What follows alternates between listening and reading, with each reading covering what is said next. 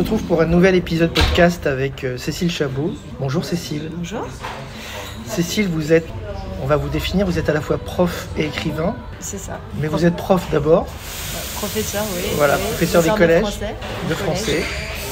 Et donc vous êtes devenu écrivain avec un premier livre qui avait eu beaucoup de succès qui s'appelait Prof. Tu fais quoi dans la vie prof. Tu fais quoi dans la vie prof, oui. Qui était né de l'observation et de l'interaction quotidienne avec mes élèves. Et après, dans la foulée, vous avez fait 2 romans. Un premier qui s'appelait Rachilde, homme de lettres. Oui.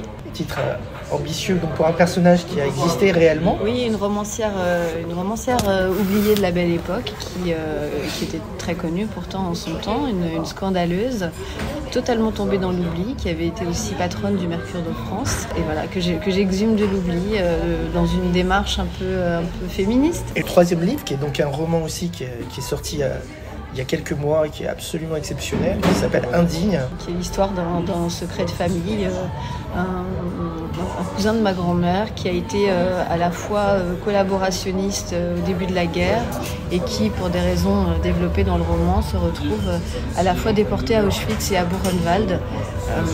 Voilà, c'est l'histoire de son parcours, un parcours qui est quand même assez particulier et pourtant voilà, très, très humain, qui montre la dualité de l'homme.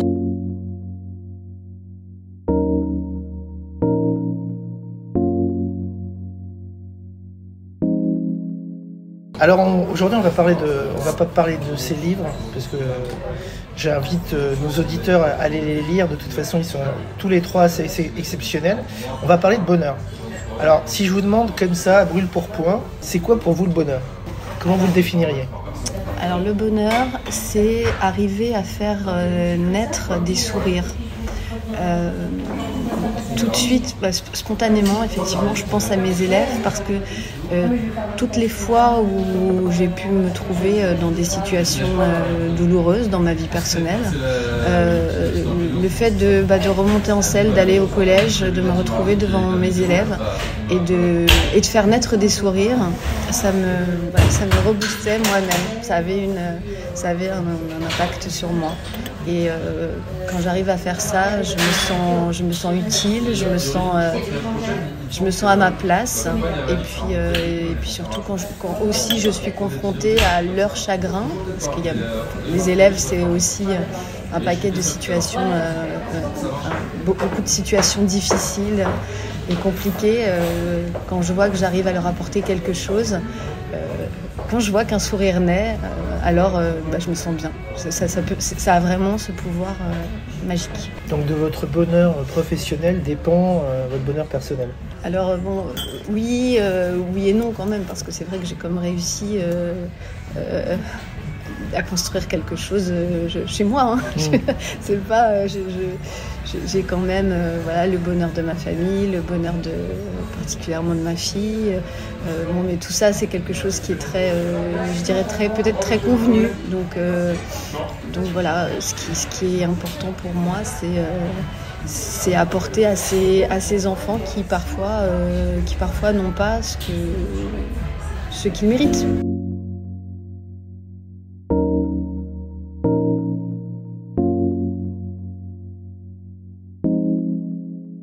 Alors maintenant, je vous demande quel souvenir heureux de votre enfance remonte spontanément à la surface? Alors un souvenir heureux, c'est très, très curieusement, c'est un souvenir qui est heureux et malheureux parce que c'est un souvenir qui est très très triste en soi. C'était un soir de Noël, c'est un de mes plus anciens souvenirs en fait. Un soir de Noël où mon père n'est pas rentré, j'étais seule avec ma mère. Et ma mère développait durant cette soirée tout un tas de stratégies pour me faire passer un bon moment. Donc voilà, elle s'était fait très jolie, tout était très beau. On a dansé toutes les deux, mis de la musique. Et mon père n'arrivait pas, il n'est jamais arrivé parce que il faisait par ailleurs des choses assez laides à côté. Et il n'est rentré que le lendemain. Mais j'ai un souvenir très joyeux de cette soirée parce que je voyais rien et c'était beau d'avoir cet écran. Ma mère faisait écran au malheur. Et vous voyez encore une fois, quand un adulte arrive à faire écran au malheur du monde, à la laideur du monde, c'est là que le bonheur surgit en fait.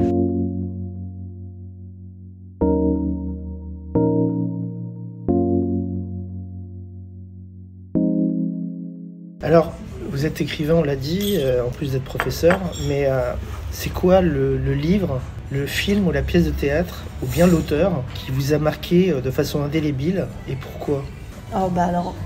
Évidemment, spontanément, je dirais Zola, Émile Zola, parce que toutes ces travaux sur l'hérédité m'ont montré à quel point les familles pouvaient être dysfonctionnelles, ce qui m'a bien aidée dans mon parcours. Parce que ma famille, c'était pas totalement ça. Et puis surtout, j'aimais lire les Zola, on va dire, le mot n'est pas juste, mais les Zola glauques, les Zola qui baignaient dans la pauvreté, dans le sordide. C'était une façon de me dire qu'il y avait pire ailleurs. C'est encore une fois une stratégie d'évitement. Voilà, quand ça n'allait pas bien, je lisais l'Assommoir, je lisais les tréfonds de Germinal et ça allait mieux. Et puis en grandissant, je dirais Colette. Je peux pas ne pas citer Colette parce que Colette a j'aimerais écrire comme Colette parce que c'est une femme elle a tout, elle a justement son écriture, c'est le bonheur, c'est la mélancolie, c'est la façon d'observer une petite chose. C'est pour moi la plus grande romancière de la littérature française.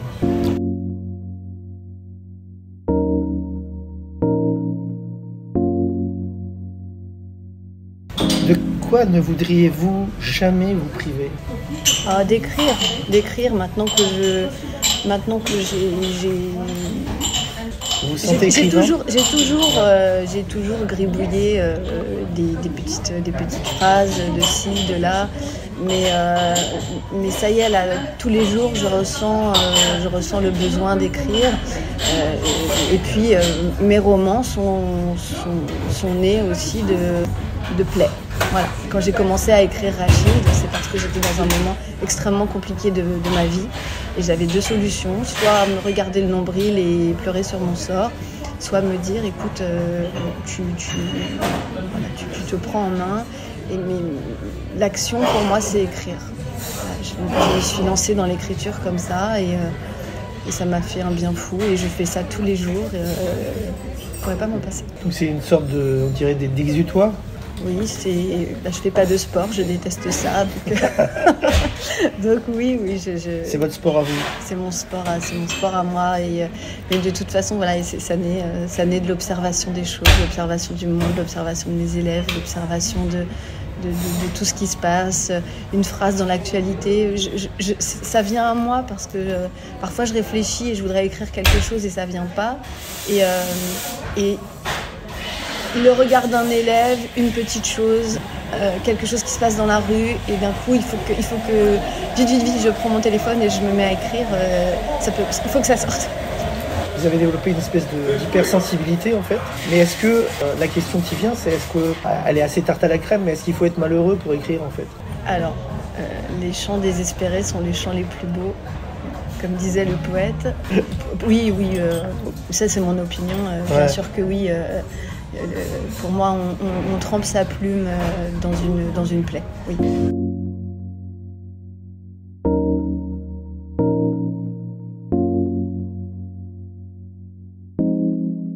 Est-ce que vous doutez souvent dans l'existence ? Et si oui, est-ce que c'est plutôt de vous dont vous doutez ou des autres ? Alors, j'imagine qu'il faut douter pour avancer, parce que si on est enferré dans ses certitudes, l'expérience et l'observation, on voit bien que ceux qui sont dans leur certitude et qui ne veulent pas en bouger sont dans l'erreur. Non, il faut au contraire être malléable, pouvoir se remettre en question, regarder, évoluer. Non, j'espère ne pas être enfermé. Donc plutôt de vous que des autres en fait. Vous doutez plutôt de vous que des autres. Non, mais j'ai pas tellement d'espoir dans les autres non plus. Hein.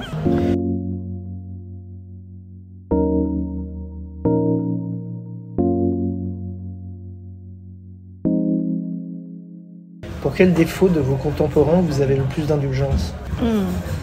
J'ai pas tellement d'indulgence. Hein. J'ai l'air d'être tolérante comme ça et d'être bienveillante, mais je le suis surtout auprès des enfants parce que je sais que c'est pas leur faute. Peut-être que je reproche l'ignorance parce que on peut être beaucoup de choses, mais l'ignorance, ça se soigne. On lit des livres, on s'intéresse aux autres et d'un coup on peut grandir. Mais j'ai l'impression que beaucoup ne veulent pas ça. Oui, c'est peut-être ça que je reproche le plus au monde. Et c'est ça qui amène vers le plus grand nombre de catastrophes.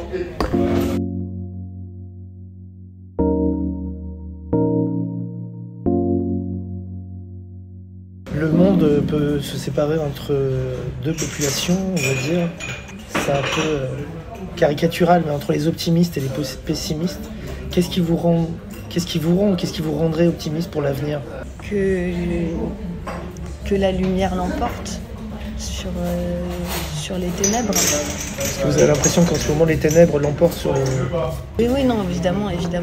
Quand je vois à quel point les professeurs sont bridés, quand je vois l'actualité du monde, évidemment, les ténèbres sont en train de gangréner d'une façon terrible notre monde. Pour ça, je suis pas très optimiste, bien sûr. Donc, j'œuvre à mon petit niveau pour lutter contre ça. Mais il faudrait vraiment une lutte à grande échelle. Et j'ai l'impression que tout le monde n'y est pas. Tout le monde n'est pas prêt à relever les manches et à lutter contre les ténèbres.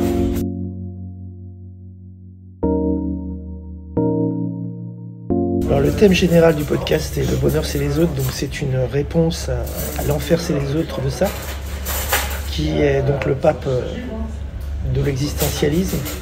Et dans l'existentialisme, il y avait beaucoup de choses pas forcément géniales, mais il y en avait une qui me paraît intéressante, c'est que la vie, elle est la vie de chacun, c'est ce qu'il en fait, comment il la construit, et non pas ce qu'il est.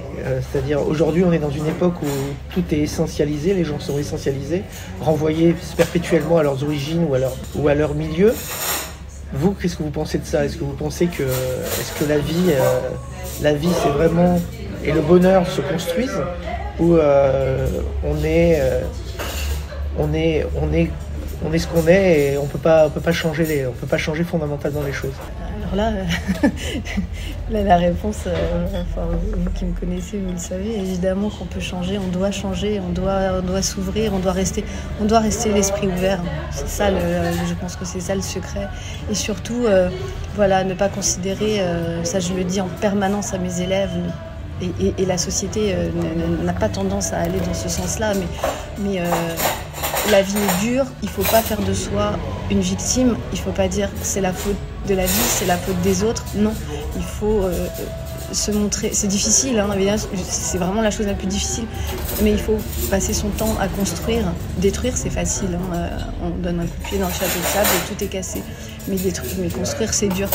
Il ne faut pas se victimiser, il ne faut pas dire c'est la faute de l'autre. Il faut trouver en soi les ressources nécessaires pour avancer, pour dépasser les malheurs, pour dépasser les problèmes qui vous tombent sur le coin de la gueule. Pardonnez-moi l'expression, mais moi, parfois, j'ai vraiment eu l'impression de recevoir des claques et des coups de massue. Et ben non, on trouve en soi quelque chose pour dépasser ça. Voilà, sinon on est mort. Alors pour conclure, et parce qu'on n'a pas envie de mourir, qu'est-ce qu'on peut vous souhaiter pour les prochains mois et qu'est-ce qui serait de nature à améliorer ou à faire progresser votre bonheur ? écrire un best-seller. J'ai un bouquin qui sort à la rentrée littéraire prochaine. J'aimerais qu'il ait du succès, bien sûr, parce qu'encore une fois, j'y ai mis beaucoup de moi. Voilà, c'est le roman d'une femme oubliée, encore une fois. Toujours dans mes démarches contre l'oubli, voilà, contre l'oubli de la Shoah, contre l'oubli de Rachid, contre l'oubli, voilà. Voilà. Et là, je voudrais encore que cette femme ait la reconnaissance qu'elle mérite. Et j'ai eu beaucoup de documentation sur elle, mais tout ce que je ne savais pas, j'ai mis de moi. Donc j'aimerais bien que ça plaise. Voilà, j'ai essayé d'y mettre mes failles, mes tristesses, et puis quelques petites leçons que j'avais pu tirer de la vie aussi. On vous le souhaite. Merci beaucoup, Cécile. Merci à vous.